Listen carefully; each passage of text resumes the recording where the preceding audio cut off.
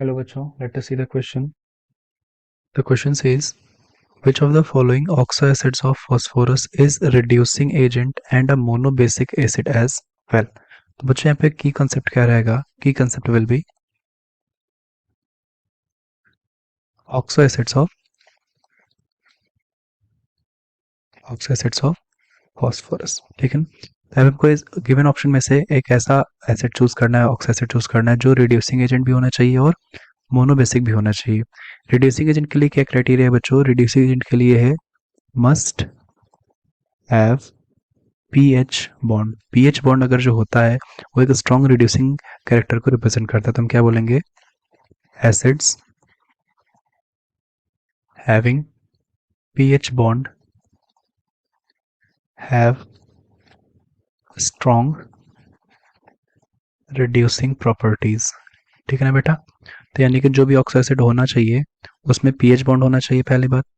Then monobasic acid का मतलब क्या होगा बेटा? मोनोबेसिक एसिड का मतलब होगा उसमें क्या होना चाहिए? ओनली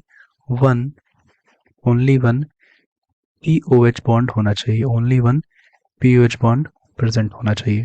ठीक है ना? क्यों? क्योंकि अगर एक से ज़्यादा होगा तो जो है नंबर ऑफ प्रोटॉन्स वहाँ पे क्या हो जाएंगे? ज़्यादा हो जाएंगे, तो उसको मोनो वो जो है डाइबेसिक या ट्राइबेसिक हो सकता है. तो स्टार्ट करते हैं ऑप्शन वन से. ऑप्शन वन क्या है बेटा? H3PO2 है. H3PO2 के स्ट्रक्चर की अगर बात करेंगे तो क्या हो जाएगा बेटा? पी डबल बॉन्ड हो जाएगा. देन यहाँ पे एक POH रहेगा एंड यहाँ पे पीएच रहेगा. तो अगर यहाँ पे क्लियरली देखें, हमको पीएच बॉन्ड प्रेजेंट है ना, पीएच बॉन्ड प्रेजेंट है मतलब क्या? ये एक रिड्यूसिंग एजेंट की तरह तो बिहेव करेगा. देन यहाँ पे सिर्फ एक ही OH बॉन्ड है, एक ही OH बॉन्ड है मतलब यहाँ पे सिर्फ एक ही हाइड्रोजन रिमूव हो सकता है, ये रिमूवल हाइड्रोजन रिमूवल प्रोटॉन होगा. तो यहाँ पे क्या हो जाएगा बेटा? इसकी एसिडिटी सॉरी बेसिसिटी क्या हो जाएगी? इसकी 1 हो जाएगी, इसलिए इसको हम क्या बोलेंगे? मोनो बेसिक बोलेंगे. तो दोनों ही प्रॉपर्टीज को फुलफिल कर रहा है, तो ऑप्शन तो हमारा आंसर यही हो जाएगा. आंसर तो हमारा ऑप्शन यही करेक्ट हो जाएगा, बट फिर भी बाकी ऑप्शन को भी एक बार हम चेक करेंगे. सेकंड है HPO3 बेटा. HPO3 का फॉर्मूला कैसा बनेगा? Structure P double bond and POH. ठीक है ना? तो यहाँ पे भी एक ही OH है बट यहाँ पे कोई पीएच बॉन्ड नहीं है, तो ये मोनोबेसिक तो है. ठीक है ना बेटा? मोनोबेसिक तो है बट रिड्यूसिंग एजेंट नहीं है ये, तो ये ऑप्शन हमारा इनकरेक्ट हो जाएगा. ऑप्शन सी की बात करें बेटा, ऑप्शन सी में क्या है? H3PO3 दिया गया है हमें. H3PO3 की बात करें बेटा, इसका स्ट्रक्चर कैसा होगा? P double bond O OH होगा. ठीक है ना? एक और OH होगा हमारे पास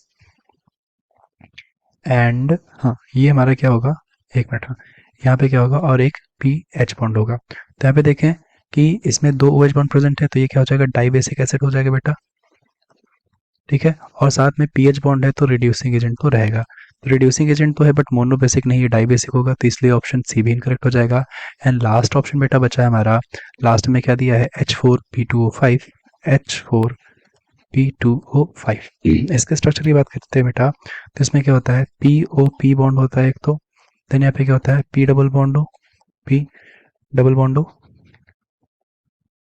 ठीक है, एंड एक POH बॉन्ड इधर होता है, एक POH बॉन्ड इधर होता है, देन पीएच एंड पीएच भी होता है. तो यहाँ भी देखें, अगर यहाँ भी अगर देखें तो दो दो OH बॉन्ड प्रेजेंट है, तो ये डाइबेसिक हो जाएगा, ये डाइबेसिक एसिड हो जाएगा. और पीएच बॉन्ड प्रेजेंट इसलिए रिड्यूसिंग एजेंट तो होगा ही होगा. तो रिड्यूसिंग एजेंट तो सही है बट डाइबेसिक नहीं मांगा था, मोनोबेसिक मांगा गया था क्वेश्चन में, तो मोनोबेसिक नहीं, इसलिए ऑप्शन डी भी इनकरेक्ट हो जाएगा बच्चों. इसलिए option A is the only correct answer. I hope you understood. Best of luck.